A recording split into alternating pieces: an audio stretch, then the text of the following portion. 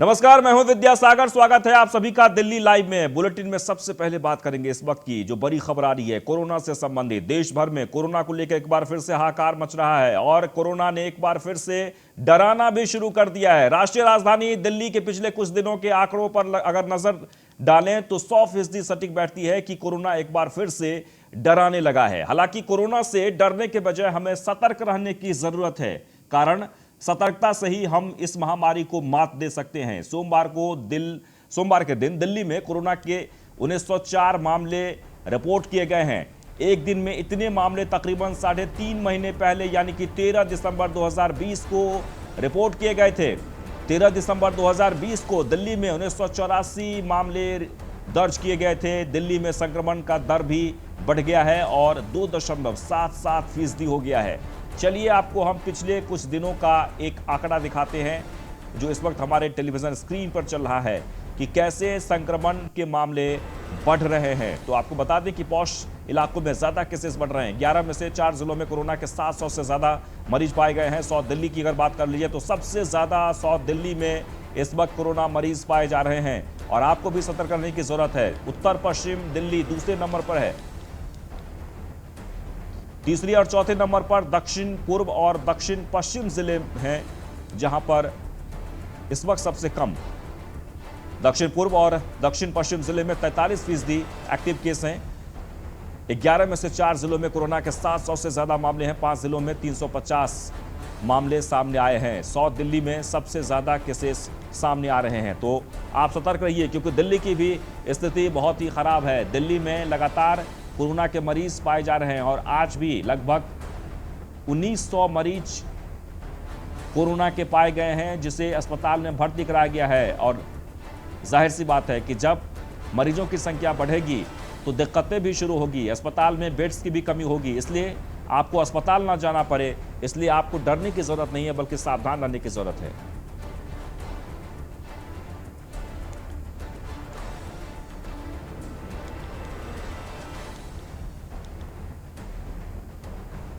तो आपको बता दें कि कोरोना के बढ़ते आंकड़ों के बीच कुछ और भी तथ्य सामने आए हैं। ये तथ्य भी कुछ सवाल खड़े कर रहे हैं। पहले उस तथ्य से आप लोगों को रूबरू करवाते हैं और जो तस्वीर हम आपको दिखा रहे हैं, जो टेलीविजन स्क्रीन पर आप देख रहे हैं, वो है जो इस वक्त कोरोना के मरीज पाए जा रहे हैं। और चलिए आगे बढ़ते हैं। मुख्यमंत्री अरविंद केजरीवाल और स्विट्जरलैंड के राजदूत राफ हैकर के बीच मंगलवार को दिल्ली सचिवालय में अहम बैठक हुई है। बैठक के दौरान राजदूत राफ हैकर ने दिल्ली सरकार द्वारा कठिन परिस्थितियों में भी कोरोना से निपटने के लिए उठाए गए विभिन्न कदमों की सराहना की है। इस दौरान सीएम अरविंद केजरीवाल ने बताया कि हमने किस तरह कोरोना के पीक समय के दौरान भी मरीजों को बेड की कमी नहीं होने दी। दिल्ली सरकार ने एक ऐप लॉन्च किया है जिसकी मदद से कोई भी पता कर सकता था कि किस अस्पताल में बेड खाली है। सीएम ने बताया कि दिल्ली सरकार जल्द ही स्वास्थ्य सूचना प्रबंधन प्रणाली को लागू करने जा रही है। हम एक एक नागरिक को हेल्थ कार्ड देंगे जिसमें उसके स्वास्थ्य संबंधी सभी जानकारी उपलब्ध होगी और इसकी मदद से उसे बेहतर इलाज मिल सकेगा।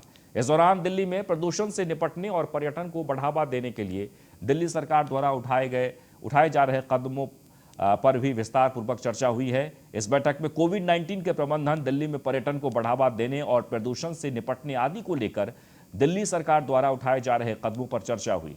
राजदूत राफ हैकर ने कहा कि दिल्ली सरकार ने न सिर्फ कोरोना से निपटने में सफलता हासिल की है बल्कि मरीजों को अस्पतालों में अच्छी स्वास्थ्य सुविधाएं भी मुहैया कराई है।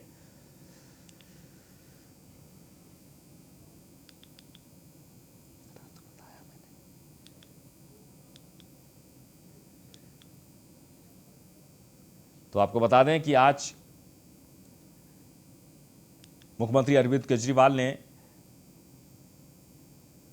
काफी लंबी चर्चा की है स्विट्जरलैंड के राजदूत राफ हैकनर से और इस मुलाकात के दौरान उन्होंने बताया कि वो किस तरीके से दिल्ली को कोरोना से मुक्त करने के लिए लगातार प्रयासरत हैं।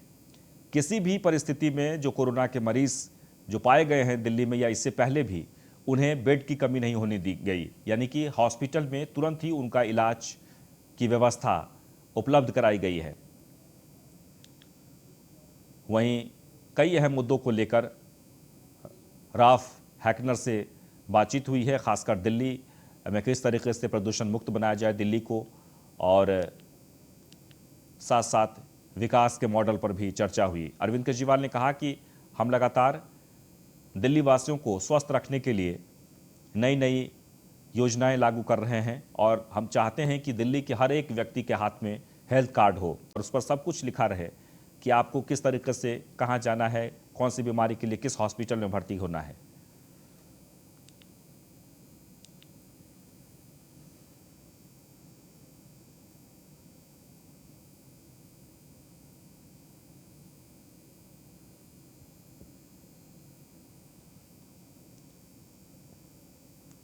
आगे बढ़ते हैं। 4 महीने से लगातार किसान दिल्ली के बॉर्डर पर बैठे हुए हैं और 3 कृषि कानूनों के बिल वापसी की मांग को लेकर अड़े हुए हैं। हालांकि इस बीच केंद्र सरकार से भी कई बार बातचीत हो चुकी है, लेकिन कृषि कानून को लेकर सरकार और किसानों के बीच हर बार बेनतीजा मतलब जो बातें हुई वो हमेशा बेनतीजा ही निकली। भारतीय किसान यूनियन संयुक्त मोर्चा की तरफ से यह ऐलान किया गया था कि दिल्ली के सभी बॉर्डरों पर अब महिला किसान आंदोलन का मोर्चा संभालेंगी और बाकी किसान खेतों में खड़ी फसल की कटाई के लिए अपने अपने खेतों पर जाएंगे। आज इसी बात को लेकर रियलिटी चेक करने के लिए न्यूज़ 1 इंडिया की संवाददाता भावना सिसोदिया ने दिल्ली के टिकरी बॉर्डर पर पहुंची। हालांकि इस दौरान बॉर्डर पर बैठे किसानों में महिला किसानों की संख्या 9 के बराबर मिली। इसी दौरान हमारे संवाददाता ने महिला किसान और कुछ किसानों से खास बातचीत की, जो आपको हम दिखाते हैं। हम मौजूद हैं टीकरी बॉर्डर पर, जहां पर पिछले 4 महीने से लगातार किसानों का आंदोलन जारी है। किसान कानून माफ करने को लेकर किसान सारे बॉर्डर पर अपना धरना करने बैठे हुए हैं। 85% लोग एक साउंड कर देते कि 85% मेरे किसान हैं, ये अपनी जमीन नहीं कर सकते। हो आ गया 1992 किसान मोर्चा जो फैसला देगा वैसे ही हम करेंगे।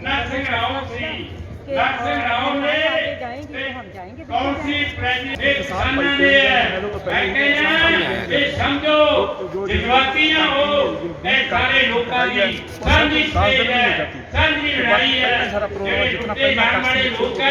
तो सारे इकट्ठे हुए। जैसा कि आपने देखा कि किसान भाइयों का और महिलाओं का साफ कहना है कि उन्होंने अपने इंतजाम करे हुए हैं। जो फसलें महिलाएं काटती थी अब वो महिलाओं के द्वारा नहीं, मशीनों के द्वारा काटी जाएंगी। और आप देख सकते हैं मेरे पीछे कि यहाँ पे कुछ महिलाएं भी मोर्चे में मौजूद हैं, लेकिन जो सच्चाई है वो ये है कि फिलहाल बॉर्डरों पर किसान भाई ज्यादा संख्या में अपना मोर्चा संभाले हुए हैं। दिल्ली से न्यूज़ 1 इंडिया के लिए भावना की रिपोर्ट। आगे बढ़ते हैं। दिल्ली की लोधी कॉलोनी में CPWD क्वार्टर के लोग सीवर के ओवरफ्लो की वजह से काफ़ी परेशान नजर आ रहे हैं। MCD के लोगों को भी कूड़ा उठाने में भी दिक्कत आती है, क्योंकि कूड़ा गीला हो जाता है। सीवर और ओवरफ्लो का काम दिल्ली सरकार के अंदर आने वाली दिल्ली जल बोर्ड का होता है, लेकिन जल बोर्ड के अधिकारी इससे पल्ला झाड़ते हुए नजर आ रहे हैं और इसी वजह से लोगों को दिक्कतों का सामना करना पड़ रहा है। वहीं जब स्थानीय लोगों ने निगम पार्षद सीमा भूपेंद्र मल्लिक को इस बात की जानकारी दी, जिसके बाद पार्षद ने मौके पर पहुंचकर MCD के कर्मचारियों को बुलाकर कूड़ा उठवाया।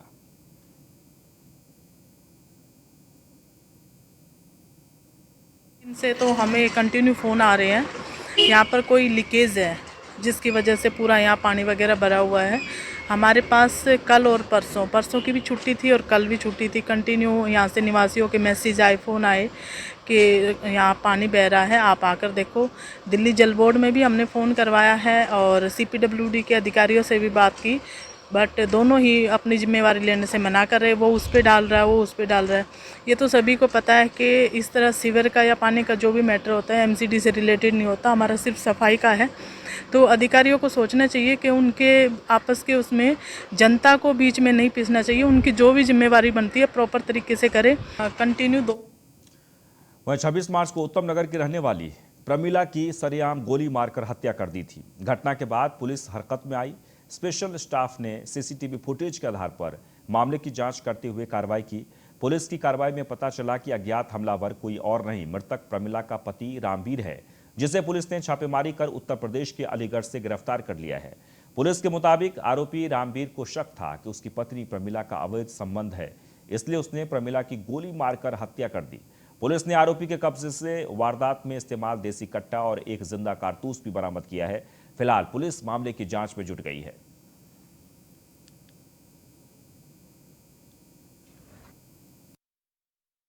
स्पेशल स्टाफ और उत्तम नगर थाना पुलिस टीम ने एक अटेम्प्ट टू मर्डर केस उत्तम नगर थाना इलाके में रिपोर्ट हुआ था। उसमें रामवीर करके है, इसने अपनी वाइफ को शूट किया था। सब्सिक्वेंटली इसको जो है अरेस्ट कर लिया गया है और कंटिन्यूस पिस्टल, एक एम्प्टी कार्ट्रिज, एक लाइव कार्ट्रिज से बरामद कर लिए गए हैं और सब्सिक्वेंट इन्वेस्टिगेशन इसमें इसके इन्वॉल्वमेंट के रिगार्डिंग और जो एविडेंस है वो मध्य जिला के थाना पटेल नगर में एक मामला सामने आया है जिसे सुनकर आपका भी खून खौल उठेगा। यहां पुलिस की लापरवाही की वजह से एक नाबालिग लड़की ने आत्महत्या कर ली है। परिजनों से मिली जानकारी के अनुसार पिछले कई महीने से परिजनों ने पटेल नगर थाना में एक कंप्लेंट की शिकायत थी, जिसमें एक युवक द्वारा नाबालिग लड़की की अश्लील तस्वीर को सोशल मीडिया पर पोस्ट किया था, लेकिन पुलिस ने आरोपी के खिलाफ कोई कार्रवाई नहीं की, जिस वजह से परिवार बहुत ही परेशान रहता था। यहां तक कि लड़की की मां ने भी एक बार आत्महत्या करने की कोशिश की, फिर भी दिल्ली पुलिस की आंख नहीं खुली। परिजनों का कहना है कि जब हमारी लड़की बहुत परेशान हो गई तब उसने आत्महत्या कर ली। उसके बाद लड़के को गिरफ्तार कर लिया गया। लेकिन सवाल यह है कि अगर युवक पर समय रहते पुलिस द्वारा कार्रवाई की गई होती तो शायद एक मासूम की जान बच जाती। सवाल यहीं खत्म नहीं होता। लड़के के हौसले इतने बुलंद थे कि उसने दूसरी बड़ी बहन के साथ भी अश्लील हरकतें करने के लिए कहा। इस मामले को लेकर आज परिवार वालों और विश्व हिंदू परिषद ने थाने के बाहर हंगामा किया और दोषी को सख्त से सख्त सजा की मांग की है। आज उसे अपने प्राण नहीं गंवाने पड़े। मिला था लेकिन कार्रवाई नहीं हुई, जिससे बहुत चैनलों पर जाएगी, सब पर जाएगी। मामला पटेल नगर का है। तस्वीरों में आप देख सकते हैं रोते बिलखते ये परिवार, जहां एक लड़की ने खुदकुशी कर ली है। इस लड़की के साथ पिछले कई सप्ताह से ब्लैकमेल किया जा रहा था। एक युवक जो अश्लील तस्वीर को सोशल मीडिया पर डाल रहा था। 6 महीने माता फोड़ी करेंगे, जब भी नहीं सुनवाई लेंगे। जब वो लड़की आत्महत्या कर ली, जब भी सुनेंगे नहीं तो हम क्या करेंगे, मर जाएंगे और क्या करेंगे। मुझे 4 लोग घर पे मारना थे। ये तारीख है ना, 30 तारीख को की थी और लास्ट कंप्लेंट 9 तारीख को की थी और महीना नहीं पता 2020 को की थी। जब मेरी बहन जिंदी थी वो खुद था, 3 बार हाथ काटा उसने, 4थी बार भी हाथ काट के यहाँ पे खून बह रहा है। और पुलिस वाले बोलते हैं क्या खुद मरेगी, मर जा। आप कैमरा जूम करिए। जीना विश्व हिंदू परिषद से मेरे को गीतांजलि जी ने बुलाया। तो ये देखो जी, ये एक देखने वाली चीज़ है जी इसके अंदर कि एक बच्ची ने कितनी बारी हाथ को अपना काटा और उसको काटने के बावजूद इन्होंने अगर उस समय वर्किंग की होती तो मुझे नहीं लगता ये एक बेटी को आत्महत्या करनी पड़ती। और मुझे एक बात और लगती है, एक चीज़ और लगती है, मुझे ये लगता है आज जो दोबारा हम इस जगह खड़े हुए उसका बेसिक रीज़न ये था, मुझे ये बच्ची, दूसरी बच्ची जो है ना, उसके ऊपर भी ऐसा लग रहा था इसकी बच्ची या इसकी माँ कहीं आत्महत्या ना कर ले। आज जो हम कंप्लेंट देने जा रहे हैं वो यही देने जा रहे हैं।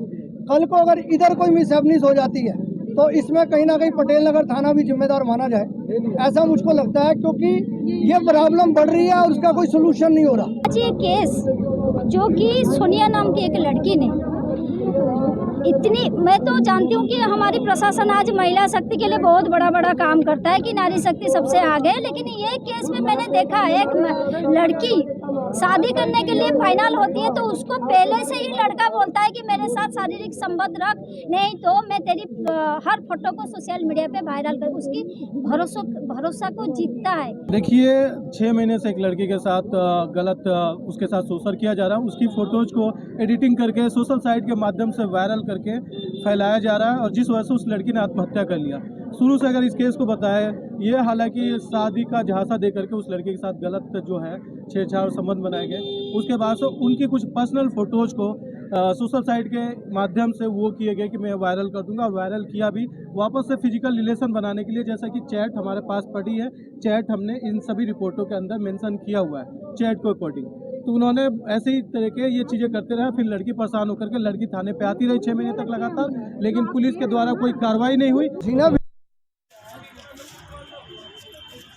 बहुत ही दुखद खबर है। एक लड़की जो एक दो बार नहीं बल्कि लगभग 10 बार अपने हाथ का नस भी वो काटी थी, और ये कहते हुए कि हम खुदकुशी कर लेंगे, लेकिन इसके बावजूद पुलिस ने कोई कार्रवाई क्यों नहीं की? इतने संगीन मामले, इतने गंभीर परिस्थितियों में भी पुलिस ने कदम क्यों नहीं उठाया और उस लड़के को गिरफ्तार क्यों नहीं किया गया? और हम तो दोष इन सब लोगों को देते हैं जो लोग धरना प्रदर्शन के लिए यहां पर आए हैं। ये महाशय पहले क्यों नहीं जागे? क्यों नहीं लड़की को बचाया गया? क्यों नहीं उस आरोपी को खुद पकड़ा गया? और मोहम्मद इरफान जुड़ गए इस वक्त हमारे साथ फोन लाइन पर। मोहम्मद इरफान, ये बहुत ही दुखद है, कानून बहुत ही मजबूत है लड़कियों की सुरक्षा को लेकर, महिलाओं की सुरक्षा को लेकर। पुलिस से सीधे सीधे कहा गया है कि किसी भी प्रकार की कोई थोड़ी छोटी सी भी शिकायत हो तो उस पर एक्शन हो, लेकिन मामला इतना गंभीर होने के बाद पुलिस चुप क्यों रही? जी देखिए, जैसा बताया जा रहा है, परिजनों का कहना है कि हम लगभग 6 महीने से लगातार हम कंप्लेन कर रहे थे, लेकिन कंप्लेन करने के बावजूद पुलिस इस पर एक्शन नहीं ली। एक्शन ली होती तो आज शायद उनकी लड़की जिंदा होती। जी, अब इस मामले में क्या एक्शन लिया गया है? सर, अब इस समय एक्शन ये लिया गया कि उनको अरेस्ट कर करके भेज दिया गया। उनको सिर्फ अरेस्ट किया गया है? इसमें कौन कौन लोग शामिल थे? इनमें सिर्फ बताया जा रहा है, यहाँ तक के परिजनों का कहना था कि उनके लड़का था, लड़के के साथ उनके पिताजी का भी नाम आ रहा है, जैसा बताया जा रहा है परिजनों के जी जी। मोहम्मद इरफान, हम ये जानना चाहते हैं आपसे कि ये कब से चल रहा था ये मामला, और पीड़ित जो परिवार है वो कब से न्याय की गुहार लगा रहे थे, और क्यों नहीं पुलिस इस मामले में कोई कार्रवाई कर रही थी? ये कब का मामला है? ये लगभग बताया जा रहा है जैसे कि उनका पहला एप्लीकेशन देखा गया, उसमें लगभग 4 महीने पहले का एप्लीकेशन है, लेकिन उससे पहले भी उन्होंने शिकायत करी है, लेकिन उसके उनकी कोई सुनवाई नहीं हो पाई। उनके अलावा परिजनों का कहना है कि एक मोबाइल भी उनसे ले करके तोड़ करके तो उसका सिम निकाल करके मेमोरी कार्ड निकाल करके उसकी फोटो निकाली गई, जिससे फोटो अश्लील तस्वीरें लगा करके, यानी गर्दन लगा करके उसकी अश्लील तस्वीरें बना करके उसको पोस्ट किया गया। उसके अलावा इसमें यह भी देखा गया कि उससे मैसेज भी चेक किया गया। मैसेज के द्वारा भी उसके ऊपर आप देख सकते हो कि कितने उसमें दिखाया गया कि मैसेज भी गलत तरीके से पेश किया गया। बिल्कुल इरफान, हम ये जानना चाहते हैं, जैसे कि आप कह रहे हैं कि पिछले 4 महीने से ये मामला चल रहा था, और 4 महीने से परिवार के लोग पुलिस के चक्कर लगा रहे थे। क्या आपने इस घटना के बाद किसी पुलिस के वरिष्ठ पदाधिकारी अधिकारी से आपने बात की कि आखिरकार इसमें देरी क्यों हुई, लापरवाही क्यों बरती गई? क्यों नहीं उस पुलिस वाले पर भी कार्रवाई होनी चाहिए जिस पुलिस स्टेशन में ये मामला है? इस हिंदू परिषद के कुछ महिलाएं आए थे, जिसमें कि उन्होंने साफ एसएचओ साहब से बात करने की कोशिश करी। एसएचओ साहब ने उनको साफ आश्वासन दिया कि अभी हम नए आए, जो पहले के एसएचओ साहब थे वो चेंज हो गए, और हम इस पर पूरी कार्रवाई करेंगे। उनके परिवार वालों के साथ हम पूरी तरीके से खड़े होंगे, और पॉक्सो एक्ट के अंदर। चलिए, बहुत बहुत शुक्रिया। हम उम्मीद करते हैं कि इस मामले में सख्ती से कार्रवाई हो, और आखिरकार पुलिस स्टेशन में कार्रवाई क्यों नहीं की गई इस मामले में? 4 महीने पहले एक लड़की की जान बचाई जा सकती थी, इस मामले में भी जांच हो। आगे बढ़ते हैं। दिल्ली के बवाना जेजे कॉलोनी में अचानक आग लग गई है। इस आग में करीब 200 झुग्गियां जलकर राख हो गई है। बड़ी खबर आ रही है। गनीमत रही कि आसपास में हजारों झुग्गियां मौजूद थी। वक्त रहते इस आग पर काबू पा लिया गया, वरना कई हजार झुग्गियां जलकर राख हो जाती। इन झुग्गियों में रहने वाले लोगों का सामान जलकर खाक हो गया है। आग में जलने से खाने पीने के सामान के साथ साथ डॉक्यूमेंट्स, कपड़े, सब कुछ जलकर राख हो गए। अपना आशियाना जलने के बाद ये लोग बेहद परेशान हैं। मौके पर फायर ब्रिगेड की कई गाड़ियां पहुंची हुई है जिन्होंने आग पर काबू पा लिया है। साथ ही यहां पर डिजास्टर मैनेजमेंट की टीम भी मौजूद है। तस्वीरों में आप देख सकते हैं। यह आग कैसे लगी, फिलहाल इस मामले की जांच की जा रही है। वहीं दिल्ली पुलिस की बाहरी जिला नारकोटिक्स स्क्वाड टीम ने एक ड्रग तस्कर को गिरफ्तार किया है, जिसके पास से पुलिस ने 40 लाख रुपए की हेरोइन भी बरामद की है। एक गुप्त सूचना के आधार पर औटर डिस्ट्रिक्ट के नारकोटिक्स स्क्वाड के स्टाफ ने एक ड्रग तस्कर को धर दबोचा। नारकोटिक्स दस्ते को गुप्त सूचना मिली थी कि एक ड्रग पैडलर दिल्ली की रोहतक रोड पर पीरागढ़ी की ओर आएगा। हेरोइन की बढ़िया क्वालिटी की डिलीवरी की जानी थी। इस पर इंस्पेक्टर राजकुमार, प्रभारी नारकोटिक्स स्क्वाड आउटर जिले के तहत संदिग्ध की पहचान करने और उसे गिरफ्तार करने के लिए एक टीम बनाई गई। जानकारी के अनुसार पुलिस ने ट्रैप लगाया और जैसे वकील अहमद नाम का व्यक्ति आता हुआ दिखाई दिया, पुलिस ने उसे धर दबोचा, जिसके बाद से पुलिस ने हाई क्वालिटी ड्रग्स भी बरामद किए हैं, जिसकी बाजार में कीमत लगभग 40 लाख रुपए बताई जा रही है। आपको बता दें कि इस व्यक्ति के पास से पुलिस ने 200 ग्राम हाई क्वालिटी हेरोइन बरामद की है, जिसे दिल्ली के अलग अलग जगहों पर सप्लाई करने के लिए लाया गया था। लेकिन उससे पहले ही पुलिस ने इस आरोपी को धर दबोचा।